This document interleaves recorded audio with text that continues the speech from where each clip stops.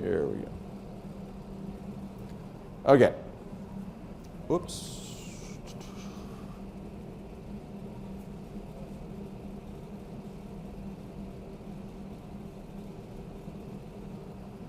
So, title, first part of your exercise today is how, when you pick your topic, how do you present a title that is clear, concise, to a non-academic audience? This definitely gets people's attention. Very important as you get an email to do a survey, how do I keep your attention? It has to be clear and engaging. Who you marry and why, social and attitudinal patterns, the shift from arranged marriages to love and convenience marriages. Now, when I started this project, I was told there was absolutely no way anybody is going to do this survey and provide personal information. How do I know? One way is nobody does a survey. Another way is they start the survey and they stop the survey. And one way we can measure that is to look at the response rate. Now, what I've done then is a little bit of an innovation, not a shocker, but very few people have done this before that's made a big difference. So, first and foremost is how do I establish credibility? Now, as an internationally known scholar, anybody that sees my name can go on Google and they'll find hundreds of references to me around the world. So that's kind of an advantage, but the point is, whether you're at King Faisal, you're at a research center, with a ministry, how do I verify that you're the person you say you are? So this became really important, and I know it because I created a separate email account.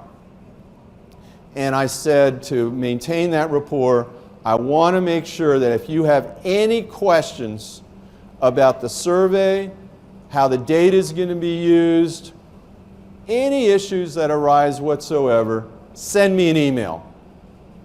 Now, not everybody that has those concerns sent me an email, but I did get emails, I did respond to them, and I know that other people knew that I responded to their email. So they saw that impersonality of the medium of the internet, we connected. Those respondents now know that they have a way of contacting me. I try to be as forthright as possible about the amount of time involved. Most importantly, the project will be available. That there's respect for your participation in the project, and if you want a copy of the study, just give us, contact us, we'll post it, but more importantly, they got this email address. Now, given the nature of how litigious our societies are becoming, that is in terms of consent, in terms of legal liabilities. Now, I have the question about consent of electronic signatures. So notice here, before they start the survey, the disclosure is very clear about how private and confidential this information is. It's an academic project. I'm the principal investigator. You have any questions, check me out, etc. But now, you cannot start the project until you have electronically given consent. Yeah. We're going to have to break into our groups in a minute, so go ahead, quick.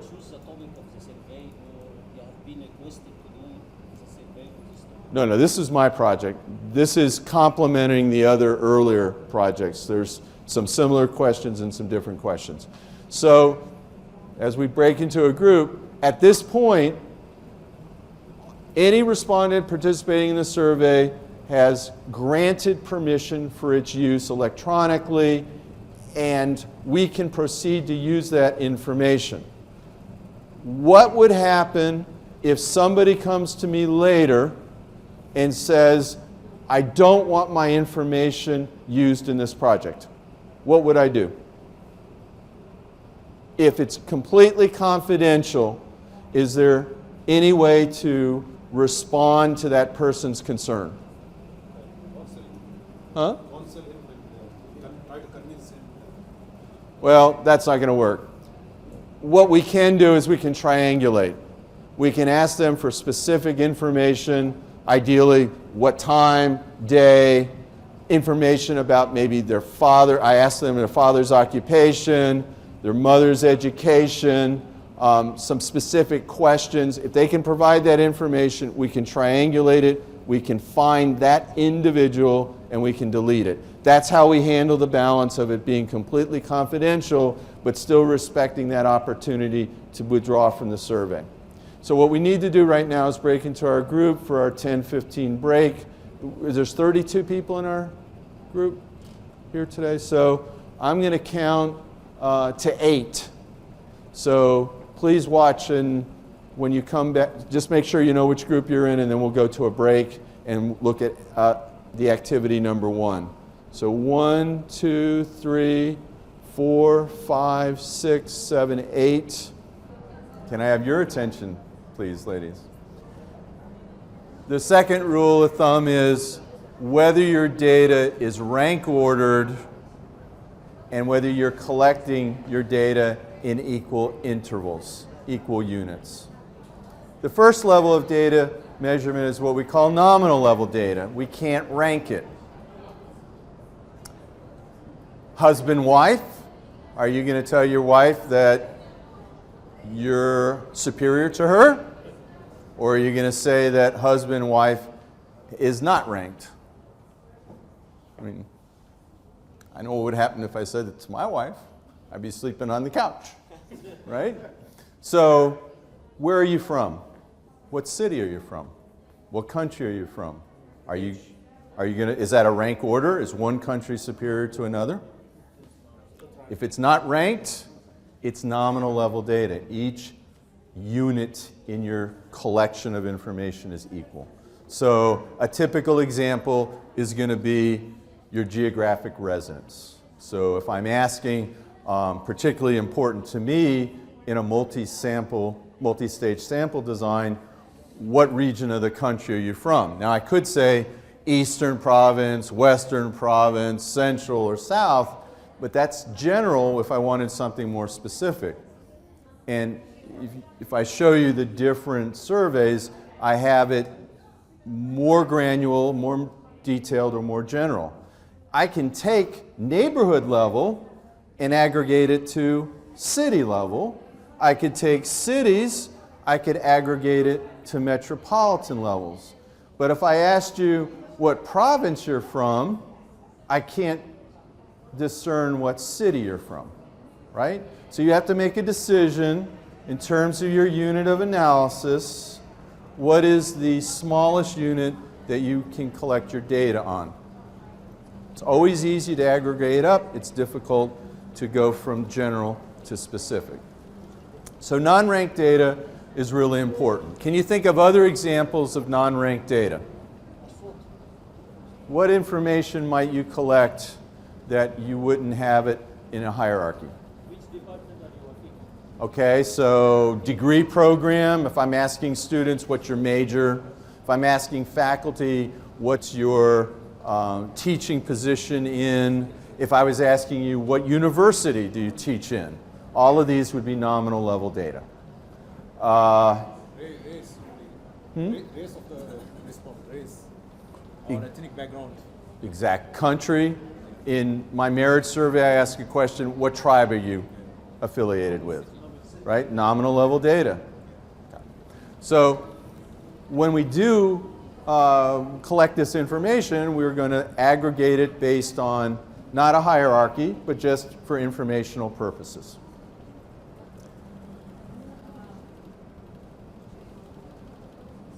Now we get to hierarchical level data. How many of you are familiar with a Likert scale? A Likert scale. This is a question in the survey in regard to marriage dowries.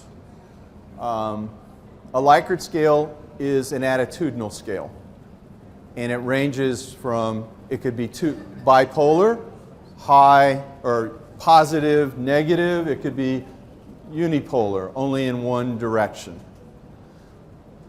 The intervals are not exactly equal.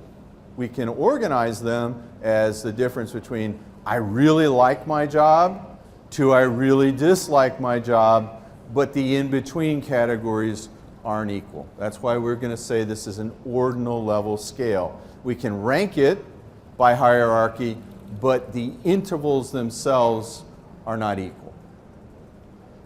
So Likert scales are probably the most common ordinal scale that you will use, and we use it frequently. One of the things that I do in the survey, which can be an advantage and a disadvantage, is that when I say, how much do you like your job, and it starts from positive to negative, I could then turn it around in other similar questions about how much are you enjoying your life satisfaction, and I could have it actually start from positive to negative instead of negative to positive. Why might I rearrange that order? What is the advantage and disadvantage? Yeah. Based on the question itself, so we don't make some confusion from the response. Well, if we kept them all the same, people could go through the survey faster. But they may not really think about the question.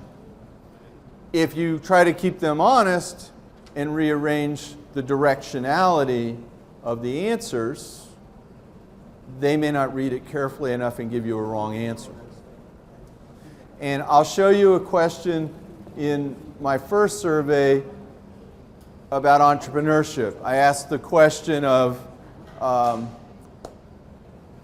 I will become an entrepreneur because it's hard to find a job.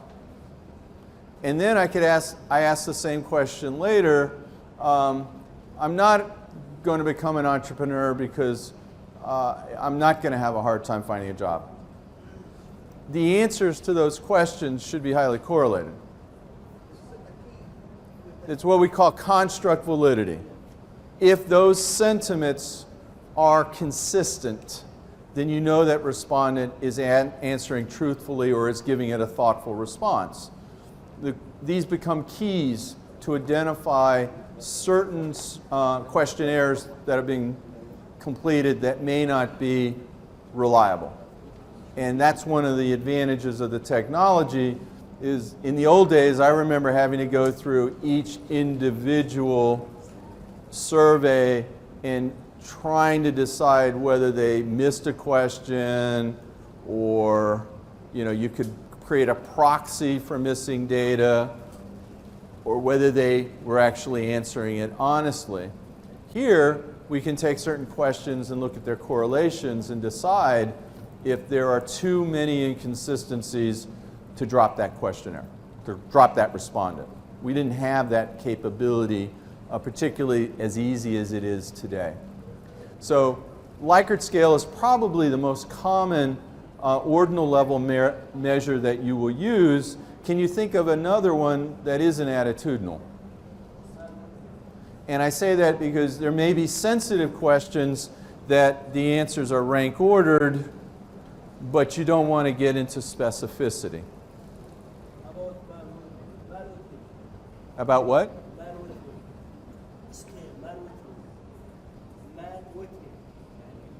Man, I'm trying to think how I would operationalize that. Let me give you a general example.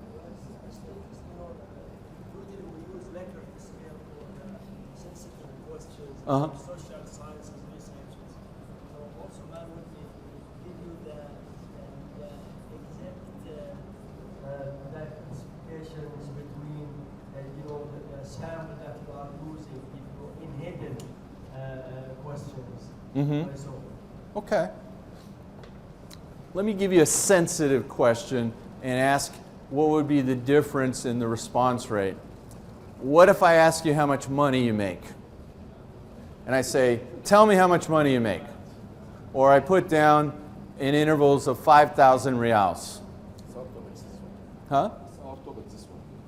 Versus I ask you, what's your family's income level?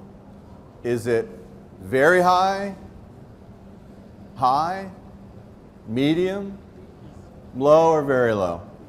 Which question do you think would get the best response rate? Why?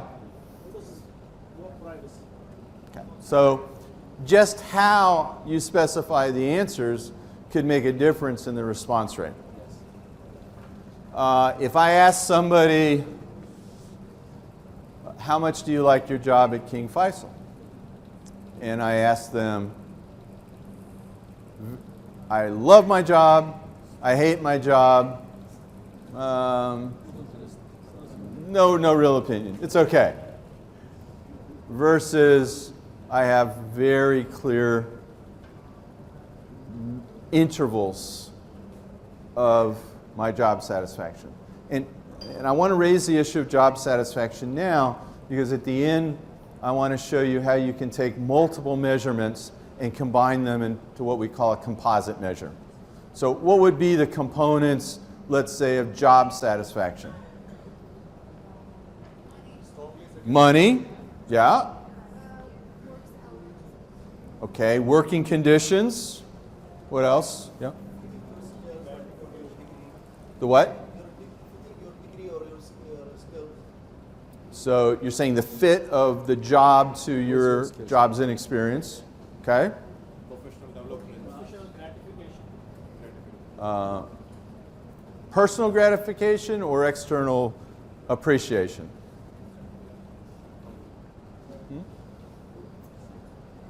Okay, what about any other aspects of the job that would make a difference in whether you enjoy it or not? Vacation? Yeah. Well, you came to the wrong country for that, right? Okay. The opportunity to pursue your interests in research. Okay. So if I asked you the question about job satisfaction and the only measure that I asked for was, are you satisfied with money? Would that be an accurate measure of job satisfaction? But if I tell you that my variable is job satisfaction, and you don't ask what I'm measuring, you read a journal article, it says job satisfaction. Did you read the footnote at the very end that said what questions were asked that reflected job satisfaction? Do you know? What if it was only income? What if you chose a job that was close by and that was very important to you? You didn't have to fight traffic, but that's not included in job satisfaction. So we have to be very careful, particularly, for those of you that aren't as methodologically inclined. You see the variable, job satisfaction. Oh, okay, great. But you have no idea what it's measuring. So we got to make sure we understand what we're measuring. So ordinal level helps us in a kind of a general way. We know high, love my job. We know hate my job. We're not so sure about the intermediate parts. But that's the best we have. If I'm asking somebody, where do you view yourself? Is your neighborhood a high-income neighborhood, an average income neighborhood, or a low-income neighborhood? What do you think the answer will be? Probably 80% of the people will say it'll be average. Because they think about everybody else they live with, and they think, oh, I'm average. Now, if they're very poor, they might say, okay, I'm below average. And more affluent, say I'm above average. But in general, those kinds of categories that are general and more ambiguous will get a higher response rate. But is that the accuracy you need? So it's a balancing act. You want more specific information, you'll get a lower response rate. You get more general information, you're going to get a higher response rate. It all depends on what you're going to do with the data. But in general, you always want to have more specific information because you'll be using it in ways you didn't expect when you design the survey. Now we get to what we call continuous variables or categorical variables. These are rank ordered. So if I ask you, how long have you been working at King Faisal? What will you say? Been here a long time? Just got here? Been here for a while. You can do better than that, right? Huh? Mention the years of your... Yeah. It's pretty standardized, right? If you say to me, I've been here 3 years, and you say you've been here 4 years, I know that the difference between your tenure at the university is 1 year. So we have continuous variables that are not only rank ordered, like income, age, but we know that each interval is exactly the same. The difference between, this is a little bit different when we say education, because it depends on the tendency of the population. When I look at average age, each year is equal. If I ask you average years of education, or I look at the educational level of the population, is every year equal? It's an assumption we're going to make, right? Because a year going from 11th grade to 12th grade in high school is going to be different than from going from your 3rd year to your 4th year in college. So it's going to depend on the population that you're studying, but in terms of measurement, they're equal intervals. This is very important, particularly for multivariate analysis, because, of course, if it's a narrow set of intervals, you can aggregate them. So if you wanted to say, I've got everybody's years, and I do this in the survey because I'm looking at people 19 to 29. So each year difference is important to me. It could be they're still in college. It could be they're in college but they should have graduated. It could have been this is the age that they should have been married but they're not. This is the age they should have a job that they're not. This is the number of years they said they were going to be before they became an entrepreneur. So if I compare people at 20 that say they're going to become entrepreneurs at 25, I can look at people that are 27 and 28 and see if similar people did become entrepreneurs.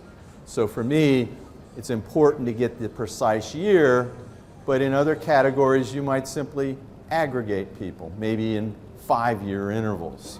But if I don't get that year, I can't aggregate up. Do you have a question? Here the responses are discrete, not continuous. They are discrete variable, not continuous. Continuous are in interval with cut codes. Here we have number. It's a discrete variable, not continuous. They're discrete in their intervals, but they are uninterrupted in their continuity. Response are number, then the variable is discrete. The intervals are discrete. The response 18 or 14 are a discrete variable here. The year is discrete, Yes? but they're continuous. They're not interrupted. They are not in intervals. The interval is a year, and unlike other variables, there is no interruption. We get number without a discrete variable. Discrete is how you measure it, is whether the boundaries demarcate a specific event. We could collect this in days, we could collect this in weeks, we could collect it in years, we could collect it in 5 years. What we're collecting is continuous. How we represent it in the intervals is your choice to make. You can make it discrete and say the interval is from the date of birth to the next 12 months, the date of birth could be the next 10 months. You're imposing your reality on a continuous event on how you want to measure it. When we look at if you're going to do a multivariate analysis of, let's say, a regression analysis, when you take the mean of this variable in terms of average age and you're going to look at an increase of the interval, you're going to define what the interval is. It could be 10 months, it could be 12 months, it could be 2 years, it could be 3 years. But what you're measuring is continuous. The scientific measurement that you impose on it and how discrete it is your decision to make.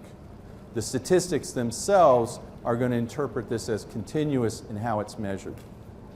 So you look at the multivariate models. If this was an outcome measure like income, for example, that's continuous.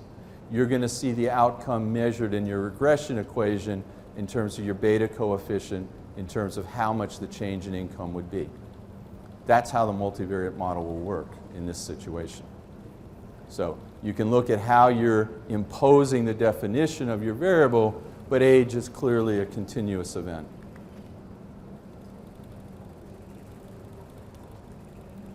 So this is kind of going through the step-by-step if you want to look at measuring your data for your questionnaire. We don't have time. What I do want to emphasize is that SurveyMonkey gives you a skip function. So if you're asking somebody, let's say, for example, has marriage affected your plans to get a job? And they say, I'm not married. Well, that no, I'm not married means that all the questions related to marriage disappear. One of the key issues and challenges in our questionnaire development is to collect as much detailed information as possible, but to provide the respondent an opportunity to finish it as fast as possible.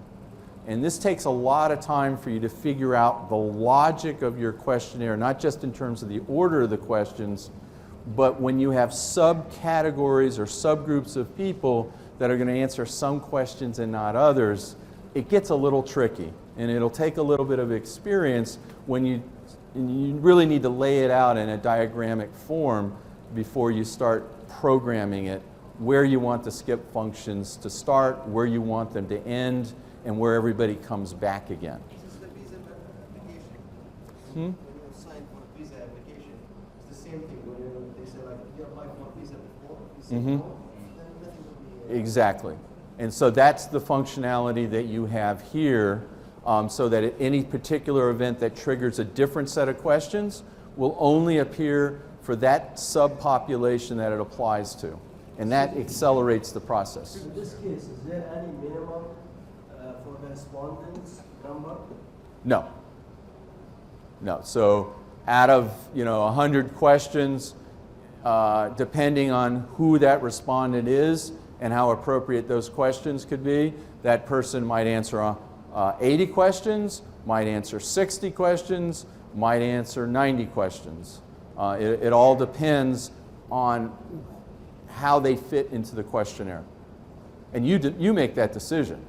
The other issue is when you have a really long questionnaire and there are certain subgroups that you want more detailed information on, you might take a random sample of your population and say, I want you to answer this set of questions, maybe an additional set of 20 questions. And that becomes a dilemma. You may have different subgroups within your survey so that everybody's answering the same number of questions, but then you've got to take a step back. If I've only got 600 people in my survey and I have 1/4 of them answer this separate group of questions, I've only got 150.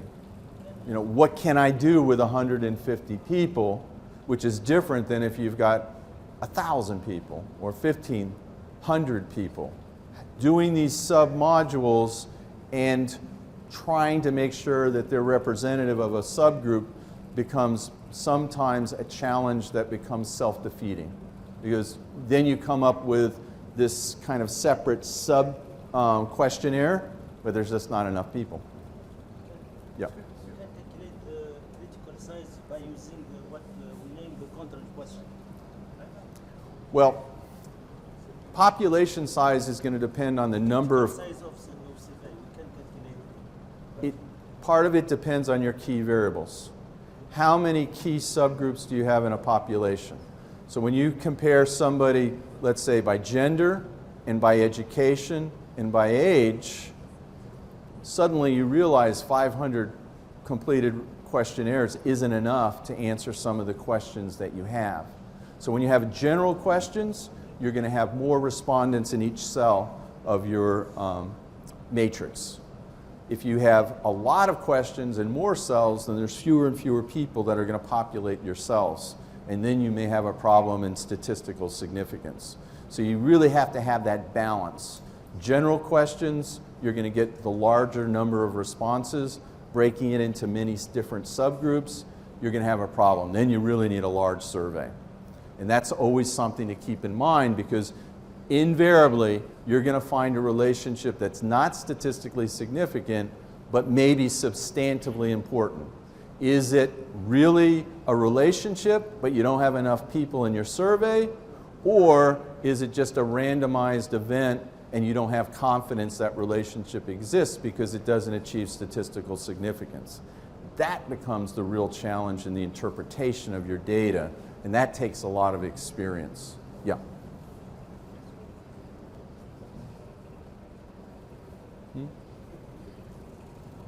When there's a probability to have a skip question, how can I tackle this problem when doing the analysis? I have a skip question and ask question number 1. If no, go to question number 10. There's in between a question. How can I tackle this problem when analyzing the data? I'm talking about the sample size. Well, you're only talking about people that are answering relevant questions. The real issue is missing data. Are some people just ignoring a certain question, or are some people not answering the question because it's a skip data? It's not relevant. And that's what's so important about your questionnaire design. You've got to make sure that the skip function only applies to people that the questions aren't relevant to. When you finally get the results, as I said, there's 2 ways of analyzing your data. There's list-wise and case-wise. You can have all of the answers to a question, whether they completed the full questionnaire or not, or you can only include people that did all of the questionnaire. And that's an issue of self-selection bias, and that's a decision you'll make in analyzing the data as a researcher. Yeah. Just a question regarding how we achieve a highly reliable and valid questionnaire or survey. Well, that's again part of your methodology. What are you looking for? Are you looking for a study that's representative of Saudi Arabia, representative of Hassa, representative of the Eastern Province? I mean, part of it is, what are the goals of this project? Are you looking at a specific relationship and it doesn't require that you have a probability sample, that you're just going to do quota samples, or you're doing a convenience sample? You want to see the relationship between what kind of jobs people get after they graduate from the university. Are they employed? Are they unemployed? How long does it take them to get a job? Maybe in that case, depending on your resources, you're just going to get as many students as possible and see what those relationships look like. And then based on those results, you do a more rigorous research design. And again, it depends what's the intent of the project. Obviously, if you're trying to publish in an academic journal, you're going to have to be a lot more rigorous. If you're doing a project for institutional research, you may not be as rigorous. Yeah, 5 minutes? Okay. Please look at activity 2. So when we come back from the break,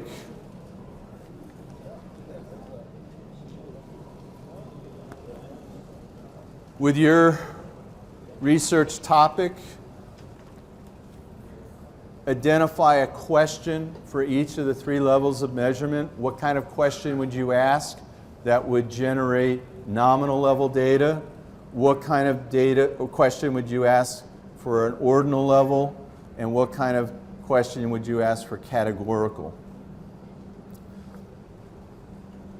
One of the advantages of SurveyMonkey 2 is you can specify an open-ended question. So far we've looked at structured questionnaires. That is, when we say a structured questionnaire, it's standardized that the responses of the respondent have already been specified. They can't choose what their answer, they choose their answer based on what you tell them the answer is. An open-ended question now is you're giving voice to your respondent. You're saying to them, okay, do you have any other thoughts on this particular topic of finding a job after you graduate from King Faisal. And that's where things get really interesting, because now you find people, certain groups that you may not even considered in your survey, and now they're saying, hey, these questions really didn't respond to me, and this is why. So I always recommend at the end of each section of a questionnaire that you have an open-ended question. And of course, always at the end of your questionnaire, you have an opportunity for them to comment on the questionnaire or to offer any other information that you didn't address.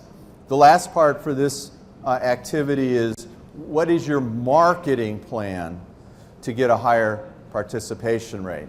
Now remember, participation rates are different from completion rates.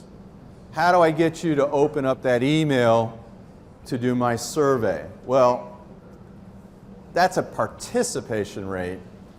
That's different from how do I get you to finish the questionnaire? That's a completion rate.